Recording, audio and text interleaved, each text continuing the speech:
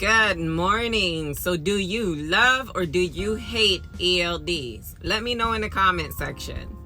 In today's video, I'm breaking down something every new truck driver in the US needs to understand: ELD rules. But stay tuned for my next video where I'll talk about why truck drivers dislike the ELD rule. So let's get started. ELD is short for electronic logging device, and yes, the feds require it. I'm going to keep it real and simple, but everything I do share with you is based on FMCSA regulations, so you stay compliant and protect your CDL. Let's get started with what an ELD actually is. An ELD is a device that connects directly to your engine, and it automatically records your driving time, your location, the miles, and your duty statuses. Essentially, it's the electronic replacement for paper logs. Some owner-operators use their cell phone with an app that allows them to stay within regulations. So what's the goal with it? It's a rule set in place to make sure we all follow the hours of service rule and essentially get the rest we need to safely drive. But in my 8-year experience, that isn't always the case.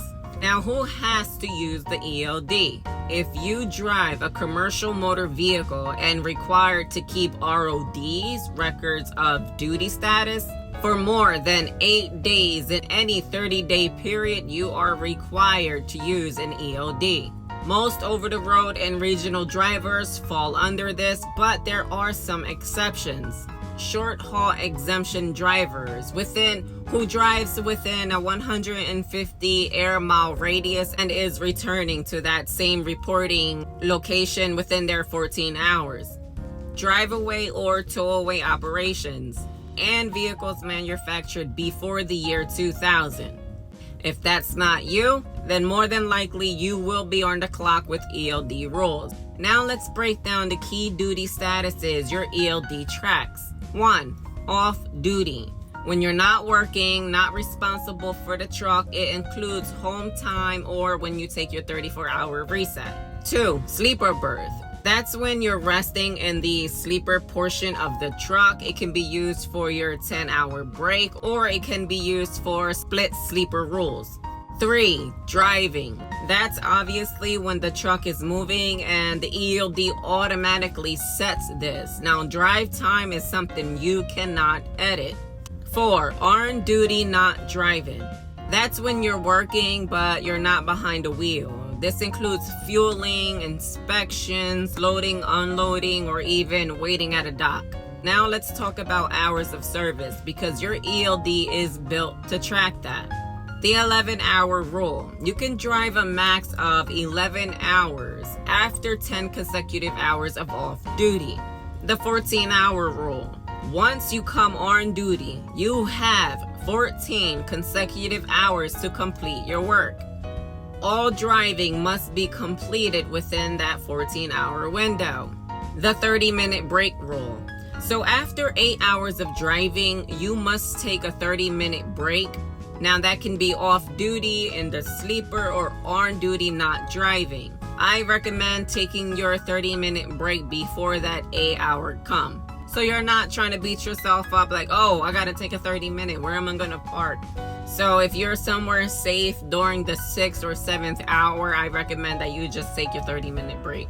The 70-hour 8-day rule. You cannot drive after 70 hours of on-duty time in any 8-day period for most long-haul drivers. And let's not forget the personal conveyance and yard move options. Personal conveyance is off-duty driving for personal reasons, like going to a restaurant or a hotel. It's not used for advancing a load or heading towards a shipper. Yard move is on duty but not counted as driving time, and it's usually used when you move trucks in short distances, like within your yard or private property. But this is a setting your carrier needs to enable.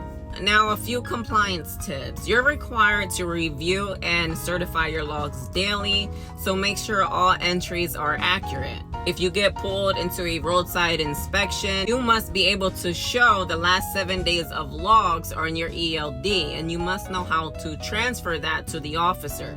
So practice this because that can save you a citation. Keep a backup paper log in the event your ELD malfunction, because it will. And yes, your company can see everything. That includes drive time, violations, locations, and any edits that you make. Anytime you or dispatch edit your logs, both the original and the edited versions are stored. So be honest, because falsifying your logs, it's a serious case. Lastly, don't get comfortable relying on your device. It's your responsibility to know the HOS rules, even if the ELD is tracking them. If something doesn't seem right, get it checked out, because bottom line is your ELD is your legal record, and it was made to protect both you and the public when it's used correctly. So respect it, know how it works, and stay compliant. Because let's face it, violations can cost you your job, your license, or something worse. If this helped you out, give it a like and maybe share it with a driver who needs a quick refresher. Stay safe out there.